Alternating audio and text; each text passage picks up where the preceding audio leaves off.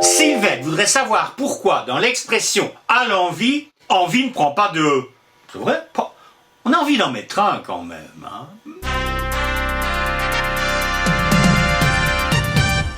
En fait, le mot « envie » que l'on trouve dans cette expression n'a aucun rapport avec « envieux ». Alors, on va commencer justement par « envieux », qui est de loin le plus utilisé. Il vient du latin « invidia », qui signifiait jalousie, haine. Alors, le « d » entre deux voyelles cesse d'être prononcé et le « in » est devenu « en ». Le « e » s'explique par le « a » final. Oui, d'habitude, les voyelles qui terminent un mot latin disparaissent. Par exemple, murum, c'est prononcé muru, puis le U a disparu, d'où notre mur. Par contre, quand un mot latin se termine par A, on trouve un E en français, rosa, la rose. Et voilà comment on a retrouvé un E à envie. Mais qu'en est-il du envie de l'expression? Il part du latin invitare, qui signifiait inviter. Ce verbe donnera l'ancien français envier, qui signifiait inviter à, provoquer. Regardons ce lait de Guillaume de Machaut, écrit en 1377. Le lait était un type de poésie chantée qui obéissait à des règles précises. Alors ceux de Guillaume de Machaut étaient divisés en deux parties de 8 vers. Jamais je n'aurai joyeuse vie, car mort m'envie. Donc je n'aurai jamais une joyeuse vie, car la mort m'invite.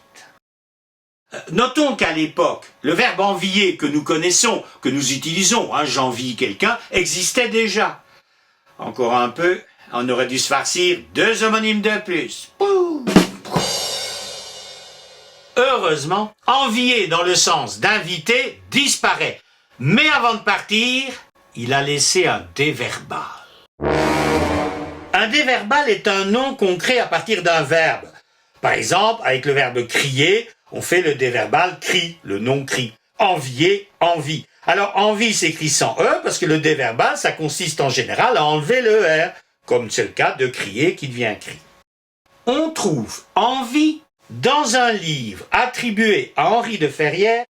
Ce livre s'intitule « Le livre du roi Modus et de la Roine Ratio et de la Reine Ratio ». Il a été écrit entre 1354 et 1377 et, pour être honnête, il est attribué à Henri de Ferrières. Alors ce livre parle de la chasse et notamment de la fauconnerie. Et il dit ceci: « Ils chassèrent longuement, ils se lui serrent à grande envie. » Donc ils chassèrent longuement ce cerf, à qui mieux mieux. Alors c'est vrai qu'on a du mal à caser grand quand on traduit par à qui mieux mieux, mais enfin on comprend le sens. Si le mot envie apparaît encore en 1694 avec un sens bien précis, à partir de 1718, l'Académie ne le considère plus que dans l'expression « à l'envie ». Et voici ce qu'elle dit. Ne se dit qu'en cette façon de parler adverbiale, à l'envie, avec émulation, à qui mieux mieux, elle donne comme exemple, ils étudient à l'envie, ils travaillent à l'envie l'un de l'autre, à l'envie les uns des autres. Si on regarde bien la définition de l'Académie, la définition actuelle de l'Académie. Locution adverbiale, à qui mieux mieux, comme pour rivaliser l'un avec l'autre, les uns avec les autres. Ils travaillent à l'envie, les coqs ce matin chantaient à l'envie.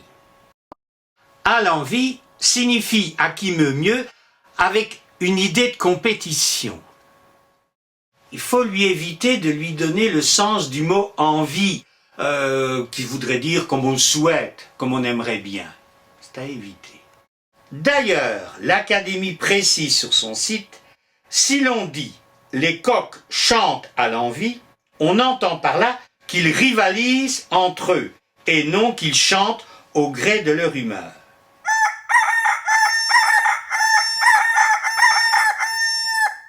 Mais avouons que la nuance est limite. Vous croyez qu'avec des subtilités pareilles, notre langue va faire envie?